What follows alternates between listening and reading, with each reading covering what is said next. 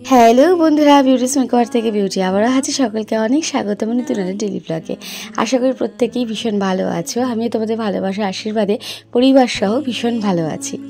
আজকে তোমাদের সাথে শেয়ার করব 25শে ফেব্রুয়ারি একটা ডেলি ব্লগ।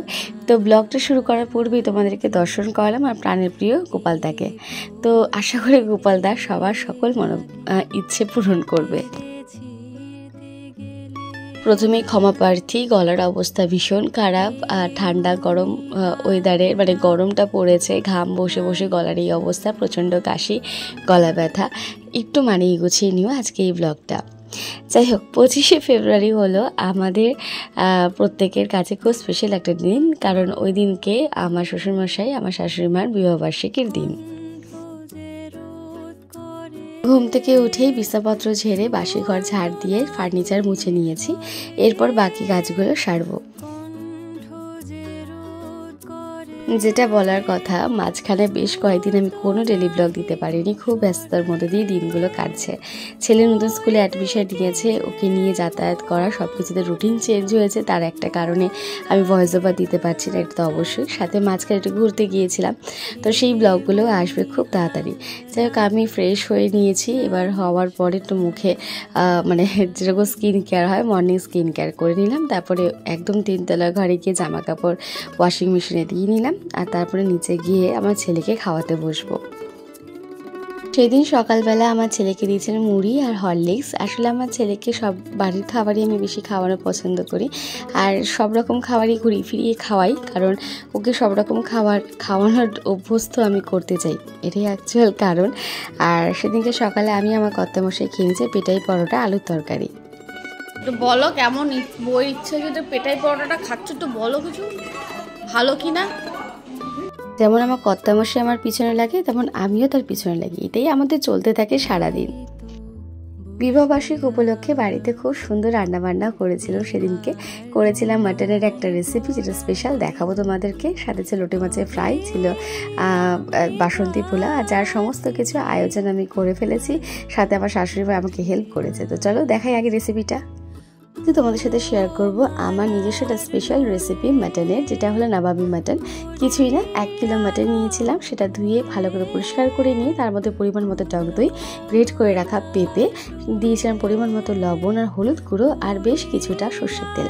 তারপর ভালো করে মেখে আমি 1.5 ঘন্টা ম্যারিনেশন করে রেখেছিলাম। যত বেশি তুমি রাখতে পারবে, বা তুমি 2 ঘন্টাও রাখতে চাও তুমি রাখতে পারো, তাতে আসলে মাটনটা খুব তাড়াতাড়ি আর কি নরম হয়ে যায়, তার জন্যই এতক্ষণ ম্যারিনেশন করে রাখা। তারপরে কড়াইতে একটু গাওয়া ঘি দিয়ে, ঘিটা গরম হয়ে গেলে তার মধ্যে দিয়ে দেবো পেঁয়াজ, আদা, রসুন, কাঁচা লঙ্কা। ভালো করে লবণ আর হলুদ দিয়ে নাড়াচাড়া করে নেব বেশ কিছুক্ষণ। একটু হালকা ভাজা ভাজা হালকা ব্রাউন হয়ে আসা অবধি আমি নাড়াচাড়া করে নেব। তারপরে আমি তার নামিয়ে একটা সুন্দর পেস্ট তৈরি করে নেব। এবার লোটে মাছে ফ্রাই করার জন্য তার প্রিপারেশন নিই। এখানে আমি পেঁয়াজ, আদা, কাঁচা লঙ্কা, রসুন ভালো করে পেস্ট করে নিয়েছি। তার মধ্যে এবার পরিমাণ মতো লবণ দেবো, হলুদ গুঁড়ো, জিরের গুঁড়ো, ধনের গুঁড়ো দিয়ে ভালো করে মাখিয়ে রেখে দেবো। ওই ধরো 1 ঘন্টার মতো, যাতে মশলাটা খুব ভালো করে মাছের মধ্যে চলে যায়। আর যখন আমি এটা ফ্রাই করব, তখন এর খাওয়ারের স্বাদটাই দ্বিগুণ হয়ে যাবে।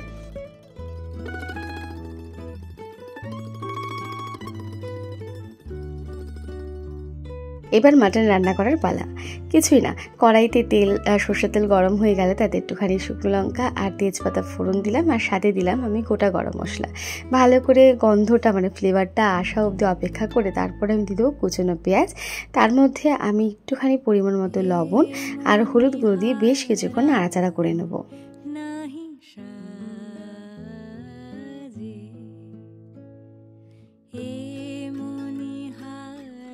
আমরা প্রত্যেকটা মেয়েই হয়তো রান্নাবান্না করতে ভীষণ ভালোবাসে, আর ইভেন আমি তো প্রচণ্ড।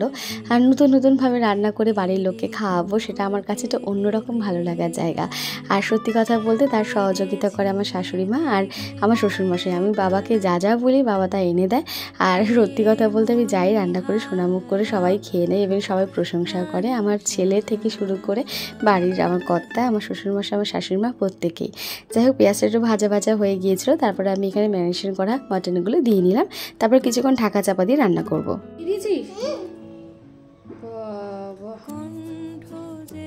বলেছিস আমার সেবাটা একটু নিয়েও গ্রহণ করো। আমি বললাম, ওটা বলিসনি? আমি বললাম অবুঝ বালক তোমার আজকে সেবা দিয়েছে, তুমি নিও। কি খুশিটা, গোপাল মামা কিন্তু খুব খুশি হয়েছে। দেখ মুখটা। ও সবসময় হাসছে, দেখতে পাচ্ছি তো। এরকম হাসি খুশি থাকবা, সবাই ভালো থাকবে। কড়াইতে ঢাকনা খুলে দেখি মাটনের থেকে অনেকটা জল বেরিয়েছে। এবার আমি দিয়ে দিলাম ওই পেস্টটা যেটা আমি করেছিলাম একদম প্রথমে। তারপর পরিমাণ মতো আমি জিরের গুঁড়ো আর ধনের গুঁড়ো দিয়ে ভালো করে কষিয়ে নেব মাটনটাকে। এই যে জলটা বেরিয়েছে মাটনের, এতেই অনেকটা মানে কি সেদ্ধ হয়ে আসবে মাটনগুলো। আর তারপর আবারও আমি ঢাকনা দিয়ে আরও কিছুক্ষণ ঢাকা চাপা দিয়ে রান্না করতে থাকবো। এবার দিয়ে দিলাম আমি রঙের জন্য একটু কাশ্মীরি লঙ্কার গুঁড়ো, আর তারপর দিয়ে দিলাম মিট মশলা। দুটো দিয়ে আমি ভালো করে আবারও কিছুক্ষণ কষিয়ে নেব, নিয়ে আমি আবারও ঢাকা চাপা দিয়ে রান্না করতে থাকবো।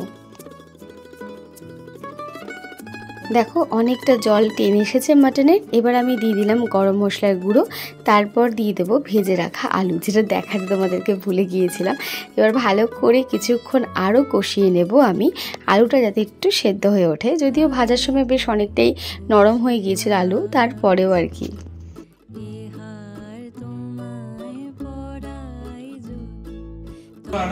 আমার বউ বারবার করে আমাকে ডেকে ডেকে ডিস্টার্ব করছে। ডেকে ডেকে জিজ্ঞেস করছে আর কে দিচ্ছে। হ্যাঁ হ্যাঁ হ্যাঁ হ্যাঁ, দেখেছো কাণ্ড আমার ছেলে একদম নিরামিষ খেতে পারে না, ওর মাছ মাংস ডিম রেগুলার চাই। আর মাটনের গন্ধে সেদিনকার পাগল পাড়া অবস্থা। তাতে একটু গরম জল দিলাম মাটনের মধ্যে, একটু ভালো করে ওটা ফুটো। আর এখানে আমি আরেকটি প্যানে গাওয়া ঘি দিয়ে কাঁচা মৌরি দিয়ে একটু কিছুক্ষণ নেড়ে চেড়ে নেবো। তারপরে মানে মৌরিটা আমি দিয়ে নেব মাটনের মধ্যে, আর যেটার কারণেই মাটনের স্বাদটা 3 গুণ হয়ে যাবে। আমার নবাবী মাটন একদম তৈরি, যেটা দেখতে যতটা সুন্দর হয়েছে তাতে খেতে আরও বেশি সুন্দর হয়েছিল। যাই হোক, এবার করব পোলাও, বাসন্তী পোলাও। আর যার জন্য চালটা আমি ধুয়ে পরিষ্কার করে নিলাম। তারপরে আমি দিয়ে দিলাম গামলার যেতে করছি, কারণ অনেকটা পরিমাণে পোলাও হবে তার জন্য দিয়ে দিলাম গাওয়া ঘি। আর তার মধ্যে দিয়ে দেবো আমি গোটা গরম মশলা, তেজপাতা। গোটা গরম মশলা আমি বরাবরই দেখেছি আমার শাশুড়ি মাকে যে কোনো রাইস করার সময় একটু ভেঙে দিতে, মানে থেতো করে গুঁড়ো মানে দিতে, তাতে ফ্লেভারটা সত্যিই ভালো আসে। তোমরাও করে দেখো, হয়তো তোমাদেরও ভালো লাগবে খেতে। তারপর এখানে দিয়ে দেওয়া হলো চাল। ভালো করে ধুয়ে রাখা চালটা দেওয়ার পরে একটু নাড়াচাড়া করে নেব। তারপর আমার শাশুড়ি মা এখানে দেবে পরিমাণ মতো হলুদ গুঁড়ো আর দেবে লবণ পরিমাণ মতো। তারপরে বেশ কিছুক্ষণ নাড়াচাড়া করার পর আমি দিয়ে নেব এতে কাজু কিশমিশের সমস্ত কিছু দিয়ে, তারপর বেশ কিছুক্ষণ নাড়াচাড়া করার পরে আমি এর মধ্যে পরিমাণ মতো জল দেব, মানে যতটা চাল তার দ্বিগুণ জল যেরকম হয়ে থাকে। ভাজবি, তারপরে আবার চাটনি সব বাড়বি, তারপরে তো করে নি আমার পেটে থাকছি তাই তারপরে খেয়ে দিয়ে একবারে গা কাপড় দিয়ে সত্যি তুমি তোমার পেটে লাফাচ্ছে না, আমার পেটে রান্না যার ভাগে তোর পেটে লাফাচ্ছে এরকম করে? আমার লাফাচ্ছে দেখা। একদম চান একদিকে এদিকে একদিকে এদিকে ইঁদুর দুদিকে করে এদিকে আর আমাদের নিত্য কাজ রান্নাঘর পরিষ্কার পরিচ্ছন্ন করা, সেটা একটু করে নিই। আর ওখানে পোলার মধ্যে এবার পরিমাণ মতো আমার শাশুড়িমা দিয়ে দিল চিনি। তারপর আবার একটু ঢাকা দিয়ে রাখলো আধ ঘন্টা, তার মধ্যে আমাদের পুরো পোলাও রেডি। কেমন কেমন বল একটু।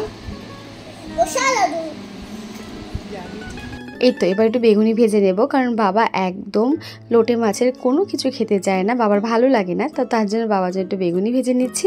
আর এখানে আমি লোটে মাছগুলো এবার দিয়ে দিলাম কর্নফ্লাওয়ারের মধ্যে, বেশ ভালোক্ষণ করে মাখিয়ে নেব কর্নফ্লাওয়ারে। তারপরে আমি একটু ব্রেড ক্রাম্বসের মধ্যে কোট করে সাদা তেলে ভেজে নেব প্রত্যেকটা লোটে মাছ। আর যেটা খেতে দুর্দান্ত হয়, এভাবে বাড়িতে হয়তো তোমরা করো, আর যারা না করো তারা করো, দেখবে সত্যি কথা বলতে এত মুচমুচে এত স্বাদ লাগবে না, যেটা বলার কোনো কথাই নেই। কেমন আছে খাইতে? তুমি তার আমাকে বলো না, বাবাই আমাকে রিভিউ দেয় কেমন টেস্ট হয়েছে। তাহলে তুমি মাংসটা একটু খেয়ে দেখো, বাবা খাবে। আরে আরেকজনকে দেখো অবস্থা।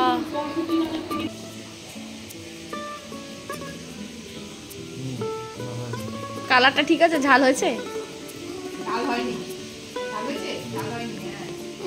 স্নান সেরে এবার আমিও খেতে বসে পড়লাম। আর সত্যি কথা বলতে প্রচণ্ড জোর খিদা পেয়েছিল। আর মাটন দেখে তো আমি লোভ সামলাতে পারছি না। দেখো কতটা পরিমাণ নরম হয়েছে মাটন। তোমরা এইভাবে করে দেখো, আশা করি তোমাদের এই রান্নার রেসিপিটা ভীষণ ভালো লাগবে।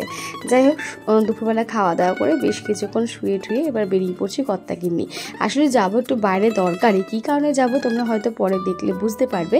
আর ওখানে আমার শ্বশুরমশাই আমার শাশুড়িমার সাথে ছেলে বেরিয়েছে ঘুরতে যাবে বলেও হাতে ঘড়ি কিনবে, জুতো কিনবে, এই জন্য বেরিয়ে পড়েছে। আর এখানে আমরা প্রথমে চলে গেলাম একটা চায়ের দোকানে, মাইকেলনগর মানে সুকান্তনগরে। একটু চা খেলাম দুজনে মিলে। তারপর চলে গেলাম আমরা নিউ ব্যারাকপুরে মিউ আমরেতে। একটা ওই রেড ভেলভেট যেটা লাভ কাটিং রয়েছে ওরকমই অবশ্য হয়, ওই কেকটা কিনে নিয়ে আসলাম। ঢুকে দেখি মা বাবারা এখনও আসেনি। আসলে আজকে কেক কাটবো। পুকু থাকলে আরও মজা হতো। সত্যি কথা বলতে পুকু নেই, বাড়ির যে কোনো অনুষ্ঠানে ও সত্যি এখন থাকতে পারে না, তার জন্য খুব খারাপ লাগে আমাদের। নিউ ওয়াচটা একটু দেখা এই তো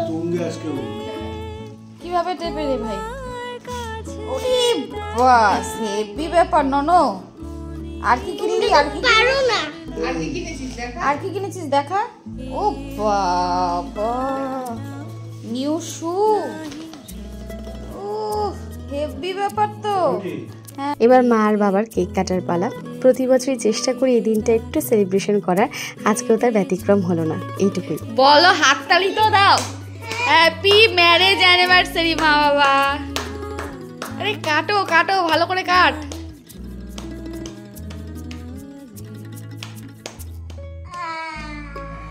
বাবা, সত্যি কথা বলতে ঈশ্বরের কাছে শুধু এইটুকুই প্রার্থনা করি, মা বাবার জীবনে এই দিনটা বারংবার ঘুরে আসুক। আর সব থেকে বড় কথা, প্রতি বছরই একই রকমভাবে যেন তারা এই দিনটাকে সেলিব্রেট করতে পারে। আর এইটুকু যেন আমরা করতে পারি। এইটুকু করার মধ্যে একটা অগাধ শান্তি আছে। কারণ এইটুকু সময় মুহূর্ত উপহার দিলে বা একটা গোটা দিন এরকমভাবে উপহার দিলে তারা আমাদের অনেক বুক বড় ভালোবাসা দেয়। এটুকু ছাড়া সন্তানদের আর বিশেষ কিছু চাওয়ার থাকে না। যাই হোক, আজকে এই গোটা দিনটা তোমাদের কেমন লাগলো অবশ্যই কমেন্ট সেকশনে জানিও। এই ব্লগটা ভালো লাগলে প্লিজ লাইক কমেন্ট শেয়ার করে পাশে থেকো। যারা ইউটিউব থেকে আমাকে দেখছো তারা প্লিজ সাবস্ক্রাইব করে দিও। আর যারা ফেসবুক থেকে আমাকে দেখছো তারা অবশ্যই ফলো বাটনটা প্রেস করে দিও। আর রান্নাগুলো তোমাদের কেমন লাগলো সেটাও কিন্তু কমেন্ট সেকশনে জানিও। তো চলো, আজকের মতো এখানেই শেষ করছি ব্লগটা। আশা করি তোমরা প্রত্যেকে ভীষণ ভালো থাকবে, আমিও ভালো থাকবো। দেখা হচ্ছে অন্য কোনো ভিডিওতে। চলো টাটা, বাই।